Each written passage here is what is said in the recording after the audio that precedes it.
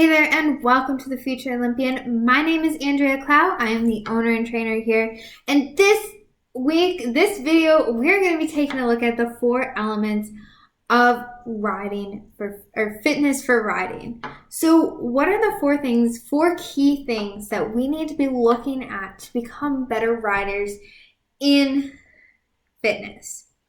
So a lot of times I see riders out there, they incorporate 3-hour workouts. They're doing these insane, intense workouts to become stronger, more stable, and easy and going with the horse, or supple and easy going with the horse.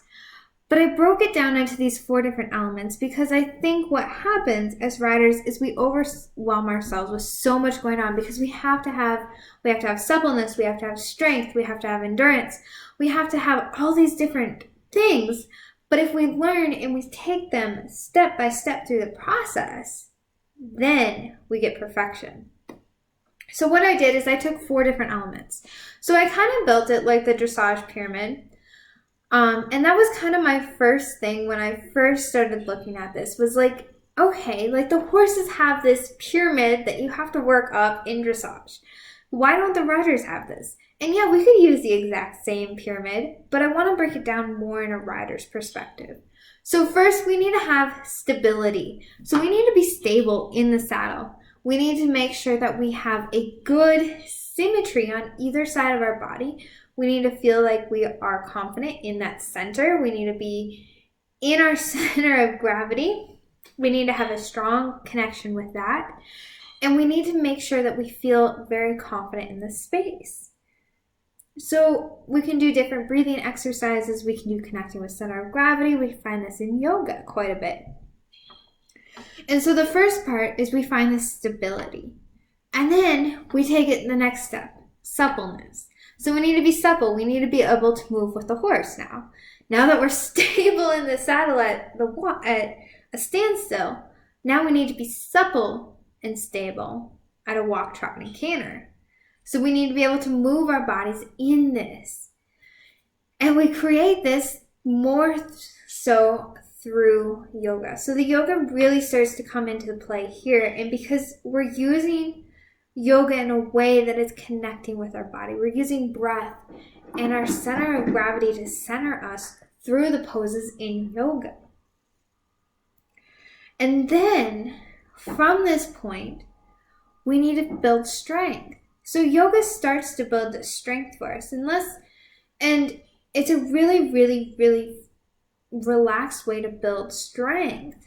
But a lot of people don't want to progress in yoga to an utmost point that it's going to be beneficial to them with the strength.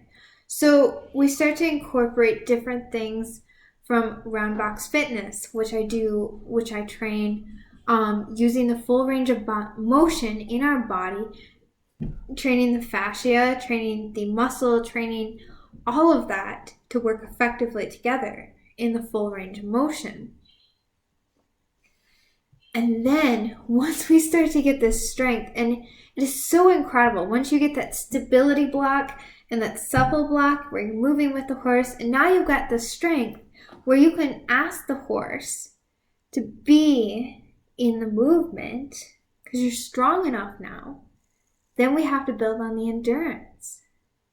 So where does the endurance come into play here? The endurance is we can do this through an entire test. We can do this through an entire trail ride for an hour. We can do this through an all-day event. This is where the endurance comes through. First, it starts with the movement itself. Then it gets bigger. We can do 2 movements. We can do 3 movements. Now we can do 4. Now we can do 5. Now we can do a test because we have the endurance to do it.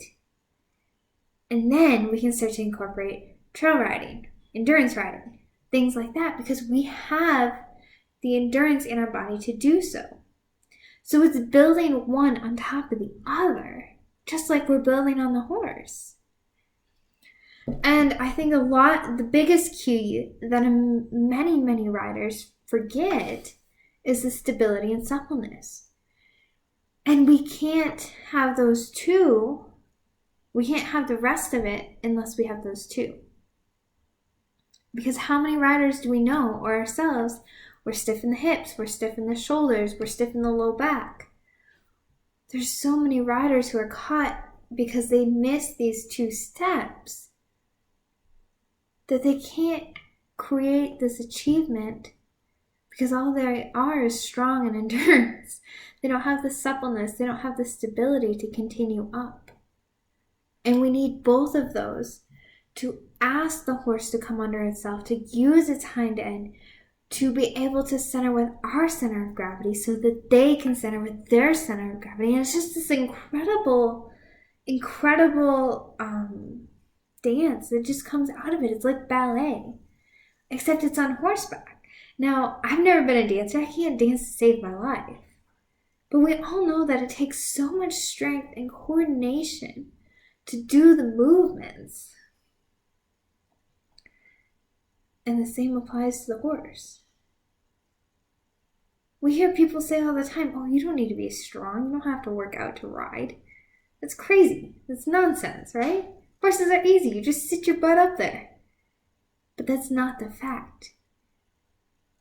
The fact is that we have to be the guide. We have to be able to train and to improve with the horse.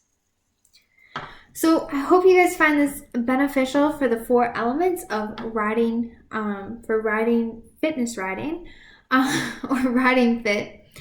And just a quick recap, the 4 elements are stability, suppleness, strength, and endurance. And you can find these all in the blog. If you're curious, you want to know more, or if you want to get more insight into all of this, I'm going to have more stuff in our subscription program. Or if you are ready to become an active participant in the 12 weeks riding to fitness, we go through these 4 steps and you get to learn all of them with the workouts and all of this combination together. So you're going to want to check that out. If you like this video, please hit like below. If you like to see more, please hit subscribe, and we will see you all very soon.